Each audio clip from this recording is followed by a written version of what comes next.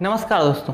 कितना इंटरेस्टिंग है ना कि 70 साल की सो कॉल्ड मैच्योर डेमोक्रेसी में आपको health politics, education politics, infrastructure development politics देखने को नहीं मिलती। बट अगर आपको भारतीय राजनीति को अच्छे से समझना होगा तो आपको religious politics in India, bulldozer politics in India, loud speaker politics in India, इसको अच्छे से समझना होगा। देश के एक कोने से शुरू हुआ मुद्दा आज देश का प्रमुख मुद्दा बन गया है और मुद्दा है लाउड स्पीकर का। यह मुद्दा महाराष्ट्र से ईद से 2-3 दिन पहले शुरू हुआ और मुद्दा ये था कि ईद के समय मस्जिदों से लाउड स्पीकर पर तेज आवाज में अजान गाई जाती है, जिससे पूरे इलाके की शांति पूरी तरह से भंग हो जाती है। धार्मिक स्थलों पर लगे लाउड स्पीकर पर नकेल कसने की शुरुआत हो गई। तो क्या ये राज ठाकरे की Amid this entire loudspeaker controversy, the Yogi government has decided to crack the whip on illegal loudspeakers. मैं कोई धर्मगुरु नहीं हूँ या फिर धार्मिक नेता नहीं हूँ। यह एक एजुकेशनल वीडियो है और इसे इसी तरह से लिया भी जाना चाहिए। अब बात सिर्फ ईद की नहीं है या फिर मस्जिद की नहीं है। लाउड स्पीकर को असहनीय आवाज में बजाकर ध्वनि प्रदूषण बढ़ाने का काम कोई एक समुदाय, कोई एक धर्म या फिर कोई एक संप्रदाय नहीं कर रहा है, बल्कि इसके लिए पूरा समाज जिम्मेदार है। लेकिन जब भी यह मुद्दा उठता है तो हमारे दिमाग में जनरली मस्जिदों से लाउड स्पीकर में अजान गाने की बात ही आती है, जबकि वास्तविकता ये नहीं है। अगर मुस्लिम समुदाय मस्जिदों से लाउड स्पीकर पर तेज आवाज में अजान गाता है तो सिख समुदाय भी कभी कभार गुरुद्वारे में लाउड स्पीकर का उपयोग करता है और हिंदू धर्म भी नवरात्रि और अन्य धार्मिक आयोजनों में तेज आवाज में लाउड स्पीकर पर संगीत बजाते हैं। तो सर्वप्रथम तो इस सामाजिक समस्या का ब्लेम किसी भी एक धार्मिक समुदाय के ऊपर डाल देना कदापि उचित नहीं है। और मैं इसे सामाजिक समस्या इसलिए कह रहा हूं क्योंकि यह समस्या किसी एक समुदाय, किसी एक धर्म, किसी एक संप्रदाय द्वारा उत्पन्न की गई समस्या नहीं है। तेज आवाज में लाउड स्पीकर बजाने से बहुत सारी प्रॉब्लम्स खड़ी हो जाती हैं। आज शहरों में ध्वनि प्रदूषण का लेवल अपनी सीमा से कहीं ऊपर है। डे बाय डे शहरों में शांतिपूर्ण तरीके से रह पाना मुश्किल होता जा रहा है। तेज आवाज की वजह से कान संबंधी समस्याएं, मानसिक समस्याएं तो होती ही हैं, साथ में बुजुर्ग, बीमार लोग भी इससे प्रभावित होते हैं। बच्चों की पढ़ाई भी इससे प्रभावित होती है और आम जनता की नींद तो हराम हो ही जाती है। आज लाउड स्पीकर का जो सबसे ज़्यादा उपयोग हो रहा है वो धार्मिक आयोजनों में होता है और धर्म के नाम पर होता है।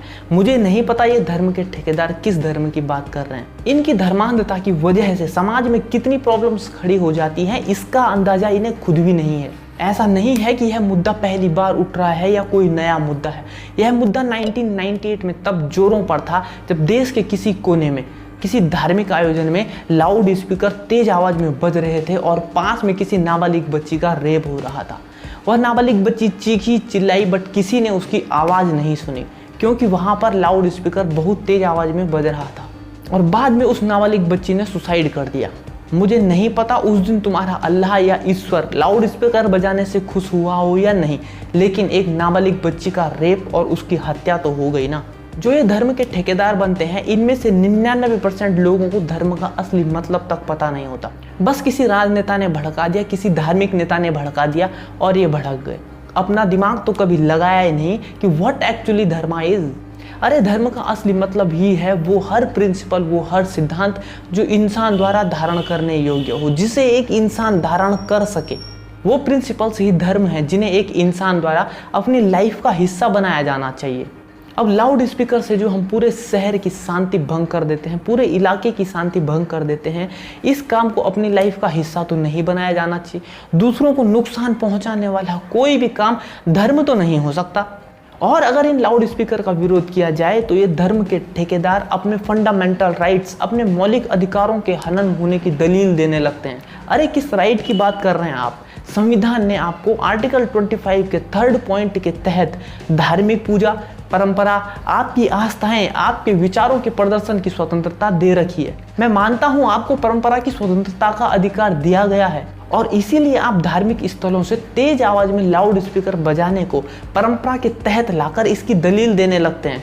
इस परंपरा पर भी अभी बात करेंगे, लेकिन साथ ही संविधान ने लोगों को शांतिपूर्ण वातावरण में रहने का अधिकार भी तो दिया है। उस अधिकार का क्या?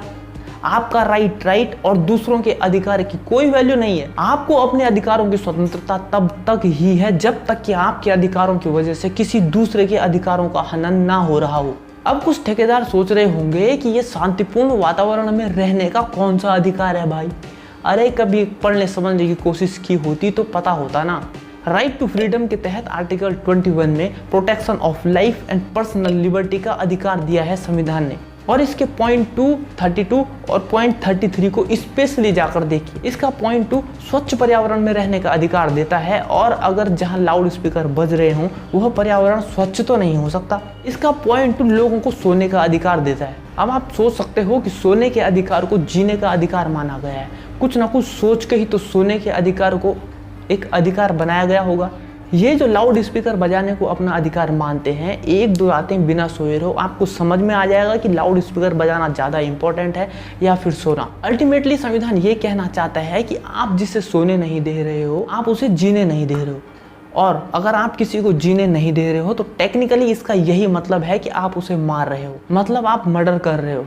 और मुझे नहीं लगता कि किसी भी धर्मशास्त्र में मर्डर करने को धर्म माना गया हो। इसके पॉइंट 33 में स्पेशली मेंशन किया गया है नॉइस पोल्यूशन फ्री एनवायरनमेंट में रहने का अधिकार, शोर प्रदूषण मुक्त वातावरण में रहने का अधिकार। मैं एग्जैक्ट वर्डिंग यूज कर रहा हूं संविधान की। सुप्रीम कोर्ट को पता था कि कुछ असामाजिक तत्व धर्म और परंपरा के नाम पर ऐसी हरकतें करेंगे, इसीलिए इसे अधिकार बनाया गया। अब आते हैं परंपरा पर। ये दलील देते हैं कि संविधान ने इनको परंपराओं को मनाने का अधिकार दिया है।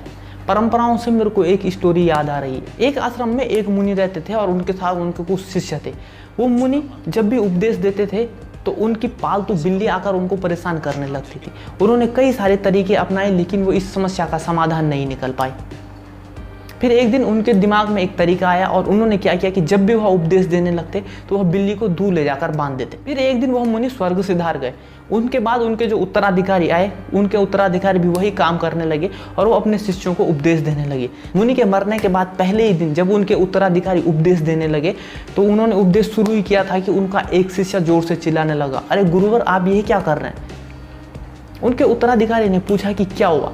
बोले कि हमारे जो मुनि थे वो जब भी उपदेश देने लगते थे तो वो क्या करते थे कि एक बिल्ली को पकड़कर बांध देते थे, और ये हमारी बहुत पुरानी परंपरा है और हम इस परंपरा को ऐसे छोड़ नहीं सकते। अब वो उस बिल्ली को ढूंढने लगे। उस बिल्ली का लगाव चूंकि सिर्फ उस मुनि से था और मुनि के मरने के बाद वह बिल्ली भी वहां से चली गई। उन शिष्यों को वह बिल्ली 4 दिन तक नहीं मिली और 4 दिन तक वहां पर कोई भी उपदेश का कार्यक्रम नहीं हुआ।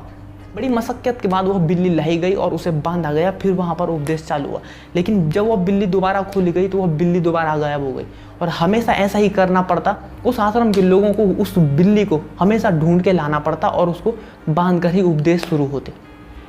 अब इस कहानी से हम यह सीख सकते हैं कि पहले यह परंपरा नहीं थी, इसके पीछे कुछ लॉजिक था, कुछ तर्क था।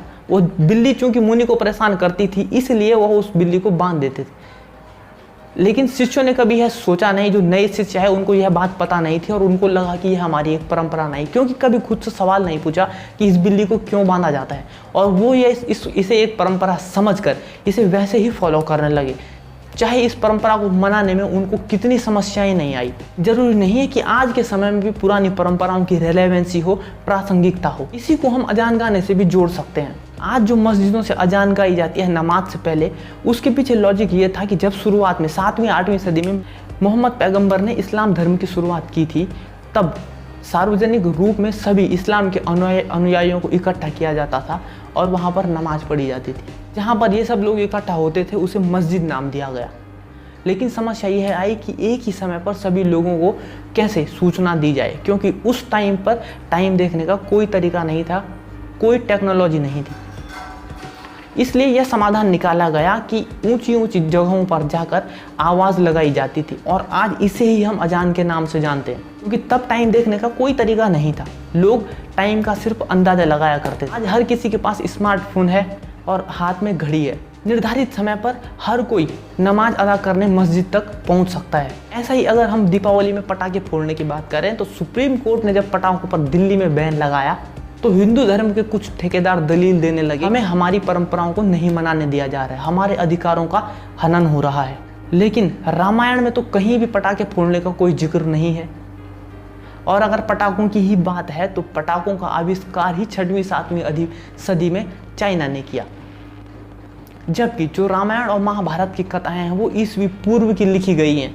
एक्चुअल में देखा जाए तो यह जो पर्व है वह असत्य पर सत्य की जीत का पर्व है, अधर्म पर धर्म की जीत का पर्व है, अंधेरे पर उजाले की जीत का पर्व है। यह रोशनी का त्योहार है, ये शोर का, धमाकों का, प्रदूषण का त्योहार नहीं है भाई साहब।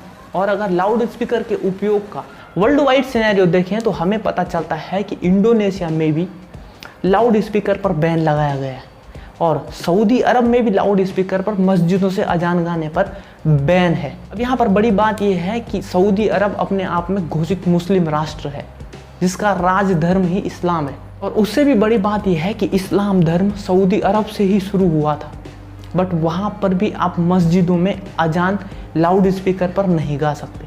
सिर्फ आपकी ही परंपराओं का विरोध क्यों हो रहा है?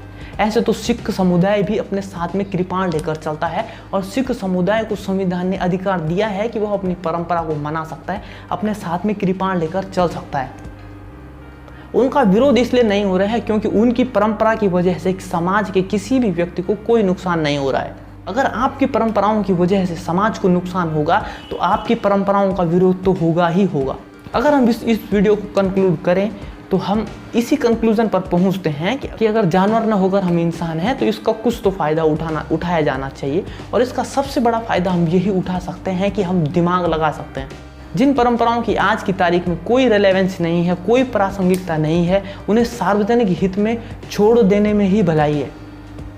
उम्मीद करता हूँ आपको यह वीडियो इन्फॉर्मेटिव लगा होगा। इस वीडियो को अपने दोस्तों के साथ शेयर कीजिए, वीडियो को लाइक करना और कमेंट करना ना भूलें, चैनल को सब्सक्राइब कीजिए। धन्यवाद।